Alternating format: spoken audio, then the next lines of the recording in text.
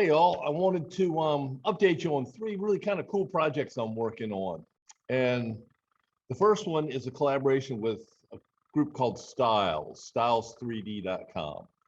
And they're a sort of design and file distribution platform.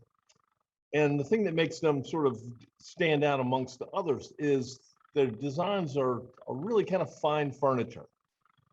So they have some that are, designed for flat cut CNC, cutting parts out of plywood or plastic or whatever. And they have others that are really milled, 3D milling, very interesting chairs and stool tables and all that. But I've been working on one called the rib table, and it's cut out of plywood. I used some Baltic birch, 3/4 inch Baltic birch multi-ply that I had. But the interesting part is, it's really utilizes the power of CNC more than most do. So one of the interesting things about CNC is it cuts curves. It's just as happy to cut a curve as a straight line. And that's not true of cutting things just traditional woodworking. This design has 48 unique ribs. It's a very sort of undulating looking support for a top. And you could have full-size patterns printed of each of the 48 different ribs. You could cut them on the band, transfer it to your wood, cut it on a bandsaw, cut it outside the line, sand to the line, accurately drill the holes that it all lines up on one piece of threaded rod.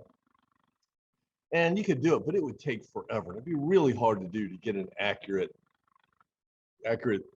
pieces. There's each one's unique. It's just really, there are some people that think, using a CNC tool is cheating, and some of those people feel the same way about a table saw. That if you don't cut it with a handsaw, you're then go out in the woods and chop the tree down, then you're cheating. But CNC machine is just a tool, just like a bandsaw and anything else. So the rib table that I'm working on, we'll be supplying files for the cutting out the ribs and a couple different options for table tops. It's up to you. A glass top is originally designed for a glass top, and it really looks nice with that because you can see the ribs. You could also use a wooden top. I have a kind of a kidney bean kind of shape that follows the curves of the table base. But it's really a neat project. Check them out. They have some really interesting digitally fabricated furniture designs. So the second project is something I'm doing with a friend of mine, Andres Gonzalez of the Rhino Fab Studio in Miami. And Andres is an old friend of mine. We've known each other for years. We've done stuff, all kinds of projects.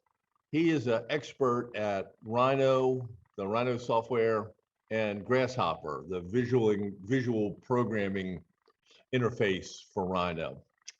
And we're really working on a project together using the paneling tools plug-in for extension for Grasshopper. And it's the idea behind that is you can take surfaces up and divide them up into sections and then manipulate the sections using sliders and in different kind of inputs. And so we're going to do a live video talking about, Andres is going to do the Grasshopper and the Rhino part of it, and I'm going to work on fabricating from his design. And we got a couple of ideas for, I've done a little bit of playing. I'm starting to learn. I've been using Rhino for years and years, since version 1.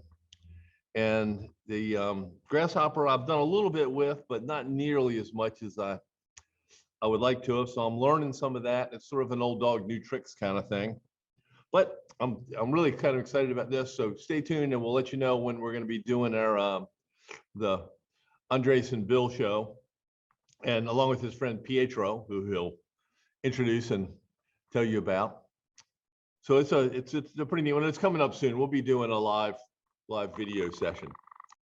So the third thing, this thing that really kind of affects me the most directly, is I've had a shop for 30, 40 years. various shops. And so as you can look in the background, I've got a lot of stuff I've accumulated. And not only equipment and all, but just tons of little piles of hardware, nuts and bolts and screws and Ethernet connector plugs and just stuff, wooden plugs to cover screw heads and Craig screws and all kind of pocket screws, all kinds of things.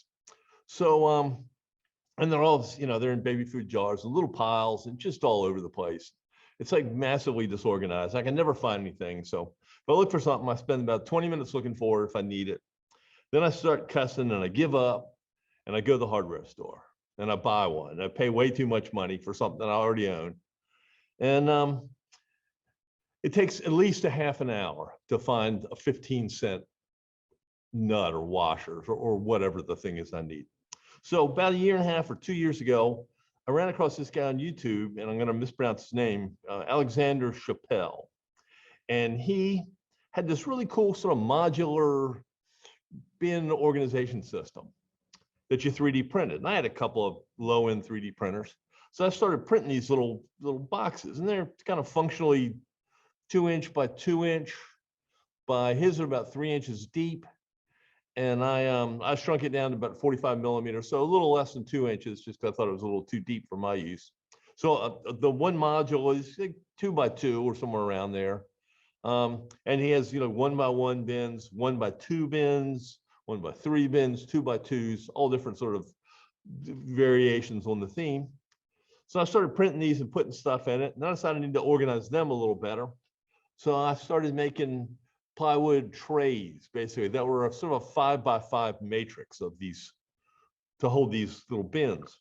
And, I cut them out of whatever scrap 1/2-inch ply when I'm cutting something else. And I probably made a dozen of the plywood trays and, well over 100 of the bins. I just kind of use odd filament I have, so all different colors.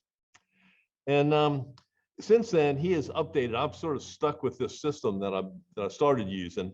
And he had them available in Thingiverse, but he's updated all this stuff to improve it, to make it fit in a grid system. And he's added a bunch of things like ones to hold 5-inch random orbit sander discs and drill bits and screwdrivers and all that. So I'll put a link at the end. You can download the individual parts, one bin, whatever the different sizes are. But for 20 bucks, you can download the whole system. It's really, really neat. It's all the bins and all the dividers and all the kind of stuff, the little handles to go in the bins. It's well worth 20 bucks to support him. He's put a ton of work into it. And you want to pay to play.